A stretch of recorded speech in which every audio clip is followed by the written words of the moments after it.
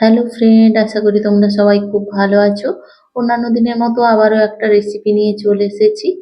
আজ আমি তোমাদের সাথে শেয়ার করব ইলিশ মাছের সর্ষে পোস্ত রেসিপি, যেটা আমাদের বাঙালিদের ভীষণ পছন্দের, ভীষণ সুস্বাদু একটা রেসিপি।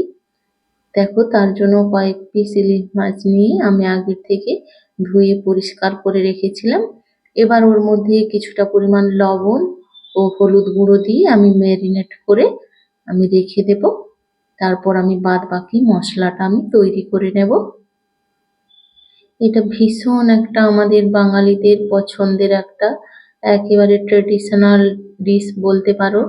এটা যুগের পর যুগ আমাদের মা মাসি ঠাকুমারা বানিয়ে এসেছে। আমরাও বছরে কয়েকবার এভাবে ইলিশ মাছটাকে বানাই। দেখো, তার জন্য আমি কিছুটা পরিমাণ সর্ষে নিয়ে নিয়েছি। তার মধ্যে কালো সর্ষে 1 চামচ ও সাদা সর্ষে 1 চামচ নিয়েছি। বড় চামচের হাফ চামচ জিরে ও 1 চামচ পোস্ত নিয়েছি ও কয়েকটা কাঁচা পাকা লঙ্কা নিয়েছি ও একটা ছোট সাইজের পেঁয়াজ আমি একসাথে দেখো গ্রাইন্ড করে নিয়েছি। এবার ওটাকে আমি ছাঁকনির সাহায্যে আমি ছেঁকে নেব, যাতে ওই যে সর্ষের খোলাটা বেরিয়ে যায়। ওটা খাওয়া শরীরের পক্ষে ভালো না। ওটা শরীরে গেলে অনেক সময় আমাদের গ্যাস অ্যাসিড হয়। তাই ওটাকে আমি ভালোভাবে ছেঁকে আমি ওটা বাদ দিয়ে দেব। এটা বাদ দিয়ে দিলে রান্নার টেস্টটাও কিন্তু খুবই ভালো হয়। এর যে গ্রেভিটা ভীষণ সফট হয়, খেতেও ভীষণ ভালো লাগে।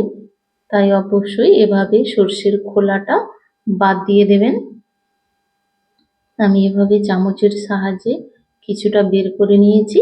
এবার আমি বাদ বাকিটা হাতের সাহায্যে আমি ভালোভাবে বের করে নেব। দেখো কত সুন্দরভাবে বেরিয়ে যাচ্ছে, কত খোলা বেরিয়েছে সর্ষের, অনেকটাই খোলা বেরিয়ে গেছে, আর পাল্প খুব একটা নেই। এবার এগুলো ফেলে দেব আমি। দেখো, আমি খুব বেশি কিন্তু জল দিইনি, এভাবেই আমি মোটা মোটা ভাবে বের করে নিয়েছি। এবার একটা কড়াইতে আমি পরিমাণ মতো তেল দিয়ে দিলাম। তেলের ওপর আমি কয়েকটা কাঁচা লঙ্কা দিয়ে দিলাম।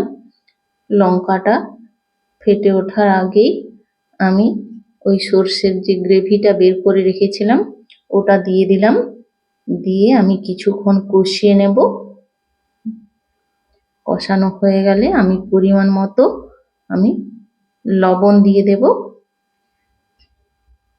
অবশ্যই তোমরা এভাবে একবার বানিয়ে দেখবে, রেসিপিটা ভীষণ সুন্দর হয়।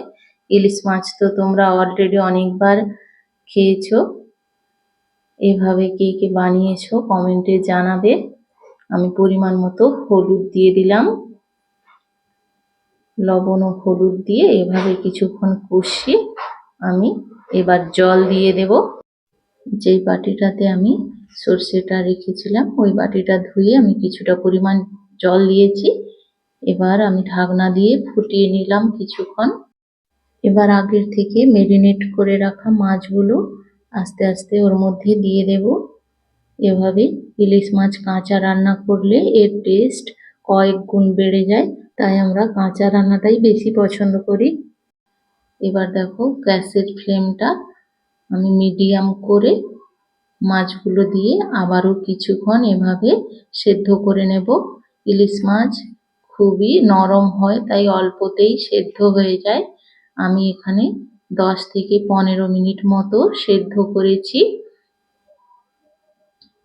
আমি মাঝে একবার ঢাকনাটা খুলে মাছগুলোকে আমি উল্টে দিয়েছিলাম। দিয়ে আবারও কিছুক্ষণ ঢাকনা দিয়ে আমি আবারও প্রায় 10 মিনিট মতো ফুটিয়ে নিয়েছি। রেসিপিটা আমার রেডি হয়ে গেছে। ভিডিওটা ভালো লাগলে অবশ্যই লাইক কমেন্ট ও শেয়ার করবে। ওই যেখান থেকে দেখছো ফলো করবে ওই পেজটা। সবাই ভালো থাকবেন, সুস্থ থাকবেন। ভিডিওটা শেষ পর্যন্ত দেখার জন্য অসংখ্য ধন্যবাদ। তো তোমাদের আমি প্রথমেই দেখিয়েছিলাম আমি একটা লেবুর স্লাইস নিয়েছি। আমি সেইটা এবার আমি ব্যবহার করে দেখাবো। দেখো, আমি ওটার থেকে কয়েক ফোঁটা, দেখতেই পাচ্ছ 8 থেকে 10 ফোঁটা আমি লেবুর রস এখানে দিয়ে দিলাম। এটা দিলে এই রান্নাটার টেস্ট কয়েক গুণ বেড়ে যায়, ভীষণ ভালো লাগে। এবার ওপর থেকে কিছুটা পরিমাণ কাঁচা সর্ষের তেল আমি দিয়ে দিলাম। দিয়ে আবারও কিছুক্ষণ ফুটিয়ে আমি গ্যাসের ফ্লেমটা অফ করে দেব। এভাবে তোমরা একবার রান্না করে দেখবে, এটা ভীষণ একটা টেস্টি রেসিপি। সবাই ভালো থাকবেন, সুস্থ থাকবেন। দেখা হচ্ছে পরের ভিডিওতে। এবার দেখো আমি গ্যাসের ফ্লেমটা অফ করে দেব, রেডি হয়ে গেল রান্নাটা।